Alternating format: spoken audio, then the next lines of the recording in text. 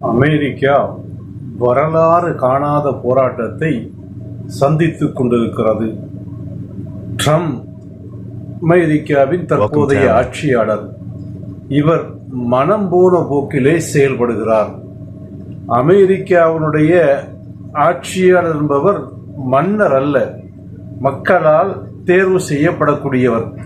ஆனால் மக்களால் தேர்வு செய்யப்பட்ட இந்த ட்ரம்பும் ஏதோ மன்னர் போல நடந்து கொள்கிறார்.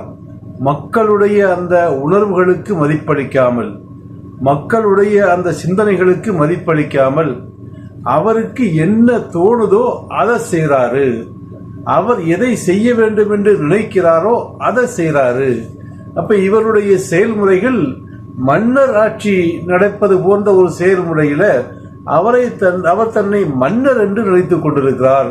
இந்த மன்னர் ஆட்சி என்பது மத்திய கிழக்குக்கு சரிவருமே ஒழிய அமெரிக்காவிற்கு சரிவராது. நோ கிங்ஸ் என்ற சுலோகத்தோடு, என்ற கோஷத்தோடு அந்த அமெரிக்காவினுடைய ட்ரம்புக்கு எதிராக அமெரிக்க மக்களே களமிறங்கி இருக்கிறார்கள். அமெரிக்காவினுடைய ஒவ்வொரு நகரமும் போராட்ட களமாக மாறியிருக்கிறது.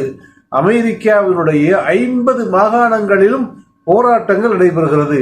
கிட்டத்தட்ட அமெரிக்காவின் 50 மாகாணங்களில் உள்ள 2700க்கும் அதிகமான ஊர், சிற்றூர், பேரூர் என்று 2700க்கும் அதிகமான இடங்கள்ல இந்த ட்ரம்புக்கு எதிராக போராட்டம் நடைபெற்றுக் கொண்டிருக்கிறது.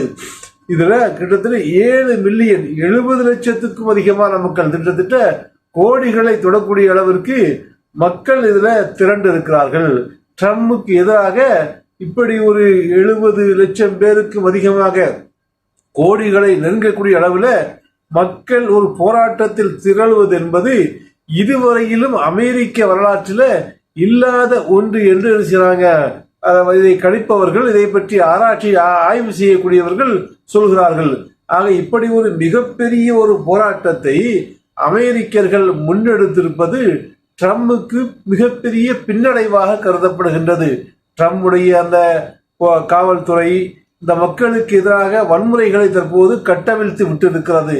இந்த போராட்டங்களை கலைப்பதற்காக பல முயற்சிகளை செய்து கொண்டிருக்கிறது.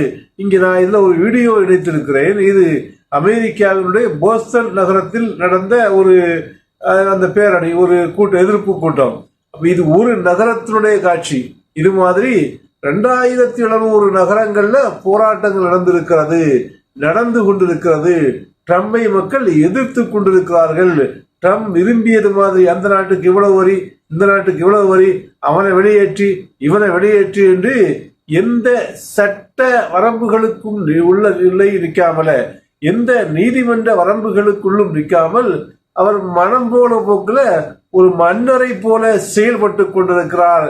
மன்னருடைய செயல்பாடு அமெரிக்காவிற்கு தேவையில்லை, மக்களாட்சி தலைவர்களின் செயல்பாடுதான் அமெரிக்காவிற்கு தேவை என்று அமெரிக்க மக்களே கிளர்ந்தெழுந்திருக்கக்கூடிய ஒரு காட்சிகளைத்தான் நீங்கள் வீடியோவில் பார்த்து கொண்டிருக்கிறீர்கள்.